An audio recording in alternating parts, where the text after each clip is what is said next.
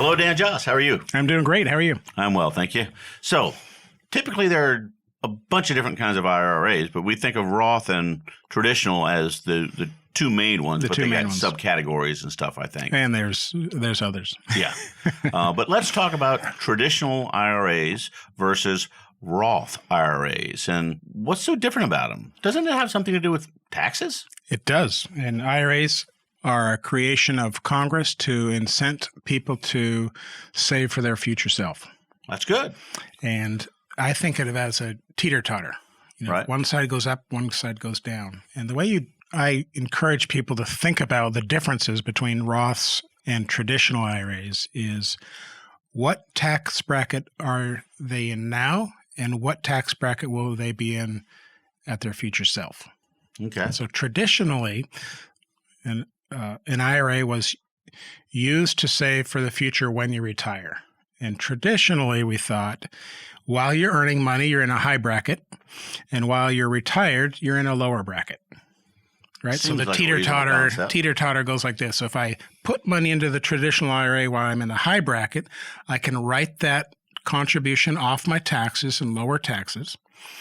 And then when I get to my future self, when I'm retired and my income is less and arguably I'm in a lower tax bracket, I could take that income out and pay at the then lower, relatively lower tax bracket. Okay. So I could save at a 35 bracket, write it off, and take it out and pay at a 22 bracket. Gotcha. A Roth is the opposite. If I think I'm in a low bracket now, then I would pay tax on it and then make a contribution with after-tax dollars. So I don't get to lower my taxes by contributing to a Roth.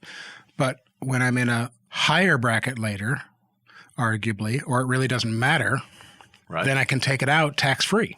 And all of those gains between when I made the contribution and when I take them out. Gotcha. Now, there's several other differences between the two, but that's the basic concept. So we could ask ourselves, am I in a low bracket now? Will I be in a high bracket later?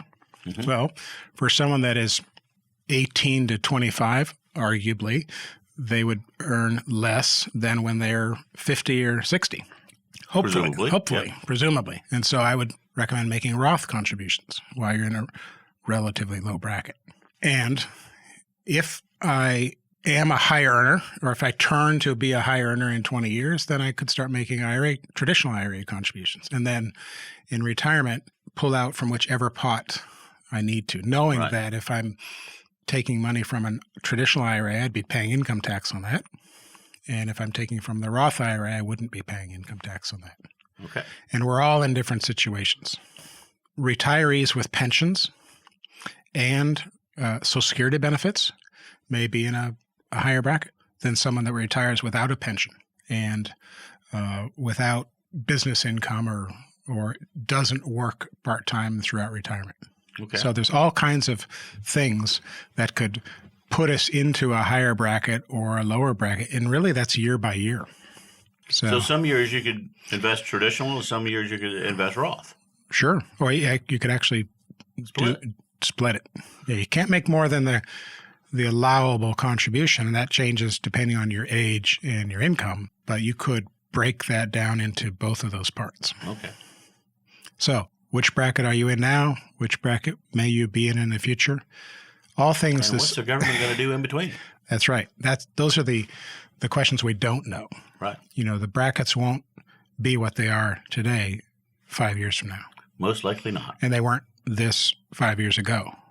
And so we recommend having a little money in each of the pots.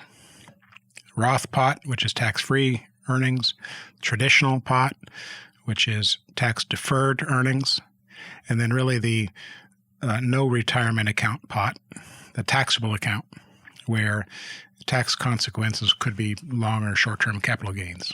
That way, we're what we would call legislatively diversified with our financial resources. So while I'm not qualified to give financial advice on what type of Roth one should go with, I am qualified to say they should call Dan Joss and talk to him about which type of IRA they should go with.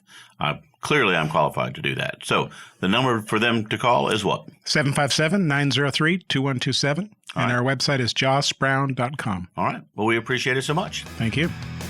Money Talks is a weekly program presented for the listener's benefit and entertainment. It is provided at no cost to the listener, and the ideas, opinions, and comments are not to be construed as legal advice, tax advice, investment advice, or other advice specific to the listener. Listeners are encouraged to seek the advice of a licensed professional or other qualified party when dealing with financial, legal, tax, medical, investment, insurance, taxidermy, plumbing, electrical, carpentry, real estate, chiropractic, veterinary, oral hygiene, hot air ballooning, etc. We have given you some food for thought. Now, call a licensed professional such as Dan Joss at 757-903-2127. Thanks for listening, and remember, failing to plan is planning to fail.